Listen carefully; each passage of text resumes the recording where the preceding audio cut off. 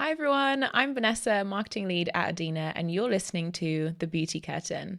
This is the podcast that draws back the curtain on the beauty and personal care industry. And today we're talking to our very own ingredient specialist, Bijilly Yadav, on the future of sustainability and its claims. Welcome to the podcast, Bijilly. Thank you, Vanessa. How are you? I'm good, thanks. How are you feeling? Yeah, okay, not too bad. Good. So I would love to start off by getting to know you a little bit more. So you've been at Adina for a long time now. Yes. How long has it been? I have been with Adina now for 10 years. A little bit random, to be honest. I was in the lab previously as a chemist, and I thought, let me just see what sales is about. I'll give it a go. But clearly I've loved it so much, I'm here still. So no, it's been fun. It's been a nice change. Especially in career-wise, you get to see different sides of the table, how it works in the lab and how it works on this side of the table, which is good. And also just being at Adina for such a long time. So you mentioned that you've been in the lab, now you're doing sales. I'd love to dive a little bit more into your background and kind of how you got into sales in the cosmetic industry. So how did you get into cosmetics? Probably not the most direct route, if I'm honest. Me being a young sort of 18-year-old, went and did some A-levels, completely flunked them. But it was a learning lesson. And then from there I chose to do BTEC cosmetic science. It was a BTEC beauty science, sorry. And I very quickly learned that touching people's toes or waxing people's parts was not for me. But luckily within the unit, they actually had a lady come in and talk to us about cosmetic science. And most of the people in my class were quite happy doing sort of the hands-on beauty treatments. So for them, that class was quite boring. But I was fascinated by the fact that we got to make this cream. She was talking to us all about an emulsion. And I thought, you know what, I think this is probably a little bit more me. And then I went home and had a little look on UCAS to see what degrees and things there were and what paths you could take to get into this industry. And then I stumbled across the cosmetic science degree. And the rest is kind of history.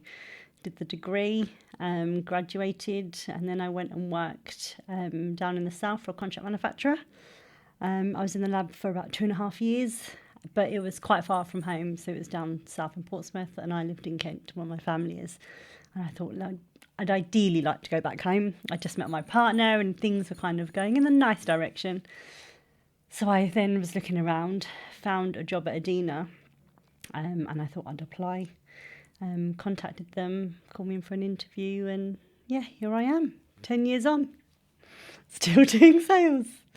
But it's been fun. It's been it's a different way of looking at the industry, but you're still involved in the development process because you get to see what the briefs are coming in. You get to pick sort of ingredients or promote ingredients that would fit in well with those briefs and trends and things. So yeah, it's a nice job. That's amazing to hear. I'd love to know, do you miss formulating at all? Yes and no. If I'm honest, I do miss the banter of a lab, because in the lab it's like in an office you're very much heads down working. In a lab, because you're more working with your hands, you can have a little bit more free chat. And it's just a lot more fun environment, I think. And to be honest, I think I was healthier in a lab because I was on my feet and I was walking around. Here I just sit and eat biscuits. But no, I do miss the lab a little bit, because you get to meet the brands you get to meet the brands directly and chat to them about what they're looking for as well. So yeah, a little bit. But I also really enjoy this side. Yeah, you must do. I mean, it's been 10 years. What have been some of your highlights in this role? I think for me, seeing how Adina has changed over the years, because I remember when I came for my interview, and I'd worked with Adina in the past as they were one of my suppliers, and I walked in and I had a look around and I was like, where are all the people? And at the time there was only 8 people in the company, and Chris was like, this is it, this is all of us. And I was like, oh wow, considering they've always worked so professionally and so promptly, I just assumed it was a much bigger company. So I was shocked at that when I first joined. And then as I've joined, I've seen the changes. There's more and more people. We've doubled in size. We no longer have our Dina logo made from word art. If anyone who doesn't know what word art is, it's very old. But it's just changed massively, and for the good. Yeah, it's a really lovely place to work. Yeah, thank goodness the logo isn't made from word art anymore. Glad we have our in-house marketing team to sort that out. But I'd love to move on to our trends event, as you presented one of the macro trends, sustainable, so what? How was that experience? It's one of those things that no matter how much you train and practice for, it never gets any easier. You get up on there and you kind of say everything as quickly as you can and you come off thinking, did I do okay? I'm hoping people got the message, enjoyed listening to me. But it's always quite nerving, I think. I think no matter how many times you do it, I think you're always going to be quite conscious of the fact there's lots of people looking at you. But at the same time, it's very fun. And nobody in the room is a stranger. We know them, they're our friends. So it becomes a bit easier for sure. You did very well, I have to say. Your presentation was excellent, but just for some context for our audience, we host an annual trends event that launches our annual trend report. So if you'd love to see any highlights on that, check out the video on our YouTube channel for more. We hosted it at Hyjingo, London. How did you find the venue? I thought it was brilliant. It was very funky. It was very sort of young, but it was really, really good. I liked the fact that it was dark because it does make you feel a little bit more comfortable when there's less lighting. And the twerking, I love the twerking. Can we talk about the twerking? I was not expecting that, but it was brilliant. It was really good fun, and a lot of customers have said to me how much fun it was. Gutted I did not win that robotic vacuum. That was on my list. That was the best prize of all. Yeah. Who wants the trip to Europe? I was happy with the vacuum. Come home and clean my house. Yeah, I definitely agree. It was such like I think a different experience for our customers in such like a futuristic venue and things like that. So I'm glad you had fun. Okay, so moving on to your presentation of our macro trend sustainable, so what? Can you tell me a little bit more about kind of what that trend is and what does sustainable, so what mean? Sustainability is one of those things that a lot of brands kind of look for and look towards. But what we're finding now is that just saying you're sustainable is not enough. People want more and more transparency. They want a lot more information. And they want to see what you're doing that is good, not just saying that you're good. It's essentially what the Sustainable So What section is about, because it is, well, you're saying you're sustainable, but let me see it. Yeah, like why is that shift happening? Why are people demanding more transparency now? I think it's because they've now got more access to the internet. I'm from the generation where you had to do dial-up. The internet was just starting. You didn't really know what to do with it. Google was a new thing, and it was all very new then, whereas now the new generation or the Gen Z generation have access to this whole platform of information. They can go online, they can search things, and they just have access to more information. Like if I speak to my nephews, they're all Gen Zs, and what they know about Earth and the sustainable part is completely different to what I was taught at school. They have days off to go and do like World Earth Day or whatever it is that they do, but it's really focusing on sustainability now, whereas back in my time, make myself sound old, they didn't really talk about it so much. I completely agree. You can definitely see that Gen Zers are doing more for the planet. I mean, look at Greta Thunberg and, you know, younger and younger, they're kind of making bigger strides. So what are companies doing to kind of do good and be good and meet these demands? It's because people now have a host of access on the internet. You can see brands using that. So they're looking at platforms, usually on the internet, to do good and show good. So here we have a brand from the August period products. They're very good at talking around the stigma around periods, around period health, the menstruation health. And they also have a really nice sustainable point of view. They don't agree with period tax, which a lot of countries still charge, because they think, for goodness sake, that period products are something that people want. They're really not something people want, they're something they need. So they agree with that, and they actually take back the tax on those. And you've also got multinationals like Dove. I mean, Dove have always been quite good at talking about controversial subjects and have this whole host of things on their internet.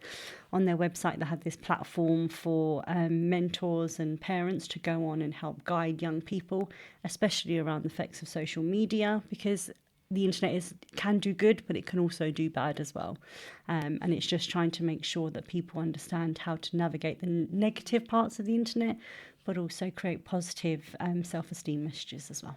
So is it true that August period products actually PayPal's you back the period tax? Yes. Wow. So is that something we're going to see more of, companies really kind of putting themselves out there to genuinely do good? Yeah, I mean, I think so. I think there's going to be a lot more talk around trying to make people feel more inclusive and more heard. The other day, I don't know if you've heard it, but there was a radio advert for Haribo, and they were talking about how, you've not heard it, they had loads of people with different accents, and they were basically saying that certain accents are removed or they're told to speak in a certain way. On this Haribo advert, they had about 10 people talking in different accents and saying how that they were proud to be able to be on the advert speaking in their accents. It was brilliant.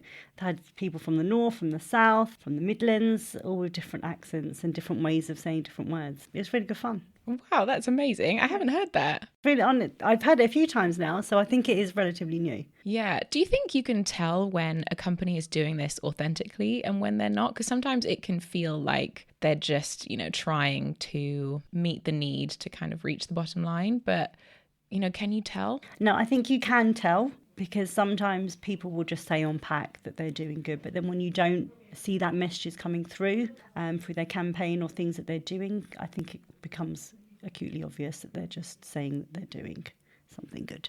Yeah, I agree. I think we all have that kind of intuitive nudge when we feel something is inauthentic. But it's amazing to hear that Haribo has done that. So are there any companies maybe working together to go above and beyond and do good? Are there like collaborative effort? Yeah, so we have a supplier, the Upcycle Beauty Company, and the Upcycle Beauty Company themselves are very focused on upcycling. They look at ways in helping to reduce waste. One of the things they do is that make sure that their MOQs are low, so that people are they don't have to waste any materials. They also make sure their packaging is recyclable or reusable. But in terms of their collaborative efforts, they're not just about themselves and showing that how good they're doing. So on their website, they actually have an entire database that's highlighting key suppliers, from manufacturers to packaging people and brands that offer upcycled ingredients or products. So they're really there to show people it's not just them doing good, there are others doing good, and it's good to pay attention to what other people are doing as well. Yeah, that's amazing to hear. And I think working together is going to become more and more important, right? Yeah, 100%. Yeah. So are there any good examples of suppliers who are making a difference in this space? Yeah, sure. So we have Active Concepts. They have a nice cradle-to-cradle approach with some of their ingredients. But we also have, and they have a product passport as well, which basically tells you where the product is made, where it's produced, how it's transported, and things like that. Another supplier we have is DSM Firmenich. They have an impact card, and their impact card talks about some of the UN sustainable goals. It features on how much energy is used, water is used, and the naturality of the product. Going back to Active Concepts, you mentioned that they used a cradle-to-cradle approach. What is that? A cradle-to-cradle approach is essentially trying to use as much of the product as possible. So, for instance, if you have a coconut, you can try and use the shell, you can use the flesh part, you can use the water. And it's trying to make the most out of the entire plant. So they do that quite a bit with their coconut, with Axel coconut. They have a water in there as well, and a nice coconut extract, as well as a shell. And they also have a pomegranate, which they do the same thing with. They have ABS pomegranate sterols, a nice pomegranate extract, and an enzyme. So there's lots of different ways in which you can use or utilise their entire fruit or vegetable that they're using. So is this to do with the cradle-to-cradle certification, or is this slightly different? I mean, I don't believe they are cradle-to-cradle certified, but the cradle-to-cradle certification is definitely a way that you can prove this kind of method. And it's not just necessarily around cradle-to-cradle approach, it's looking at lots of different things. They have 5 things looking at like climate and air stewardship and oil stewardship. They also look at material health and things like that. So there's lots of different categories when you're looking at the cradle-to-cradle certification. They do differ slightly. It's great to hear that suppliers are leaning into this and providing kind of more information about their products, where they're from, and also using, the entire fruit. It's amazing to hear Active Concepts doing that. What are some of the ways that companies are leaning into this transparency? Because I mentioned earlier that people want more and more information, companies are having to show that they're giving more and more information. Research has shown that people are actually happy to pay more money for products that give more transparency. So they're leaning into this through sort of blockchain technology. That gives you a much more full and transparent overview of the actual product itself. Okay, so for us marketers over here, can you tell me a little bit more about what blockchain is? Blockchain is essentially like an online platform which information is put into the system and it can't be changed or modified. Therefore, it's 100% reliable and trusted. So we have actually some brands already adopting things like this. So Cult Beauty, one of the first of its kind to actually do this. And now I think about 50% of all the products on Cult Beauty have this sort of verified tick, as it were, to show that they are blockchain certified.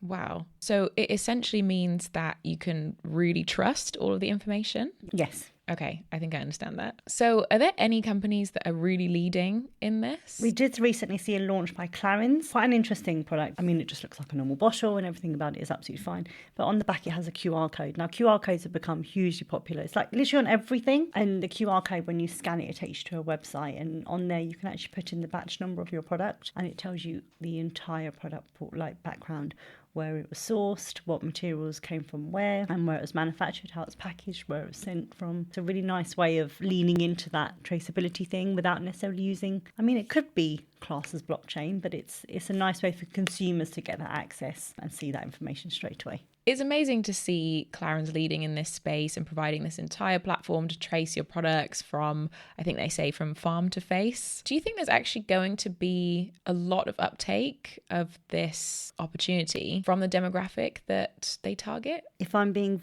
entirely honest, probably not. It's great that they do it. I mean, I'm probably in that target demographic and I probably wouldn't care so much. I wouldn't take the time out to look at it. But that's not to say it's not a good thing that they're doing it. I just think it's perhaps a little bit wasted on their target market. But it does show that they are wanting and trying to do good. And hopefully that will appeal to the younger demographic, maybe. Yeah, that's absolutely true. So final question. Are there any good examples of suppliers also maybe providing this farm-to-face information? Yes, so we actually have a supplier called Vantage, and they've done it for years now with their jojoba range. They have quite a sort of wide portfolio of jojoba derivatives, so looking at the oils, the waxes, the scrubs, and they've got some really nice ingredients that come from the jojoba, but they talk about more around the traceability of it, because years ago when I first joined the industry there was a massive shortfall on jojoba and nobody could get jojoba anywhere, but Vantage had this really nice continued supply. They spoke about where their farms were located. They have them sort of conveniently located in two hemispheres, so the northern hemisphere and the southern hemisphere, to account for all kind of weather uptakes. And yeah, they've got some really good information on sustainability. It's their own farms as well, so they can make sure they know what's going into it and what good is coming out of it. And they recently did a new launch with the jojoba range called Jojoba 20. It's one of their liponate esters. It's quite good for an oil-free claim as well, but it still gives you that luxurious feel. Great. For more information on any of our ingredients, make sure to check the description below. We'll have a link to the Vantage liponates. So thank you so much, Bijilly, for joining us today. It has been really insightful and I know this is a hot topic, so I'm hoping everyone enjoyed it. Thank you very much for having me. Of course. Where can our audience find you? My emails and things are available on the website, on the podcast. And yeah, just feel free to contact me anytime you have any questions. Thank you. Great. Thanks, Bijilly. And thank you so much, Harrison, for producing this podcast. If you need any of the information, of course, it'll be in the description box below. Make sure to like, subscribe, follow, and stay tuned because Bijilly will be back for another episode on accessible beauty and more on the future of sustainability and its claims. Thanks so much for listening.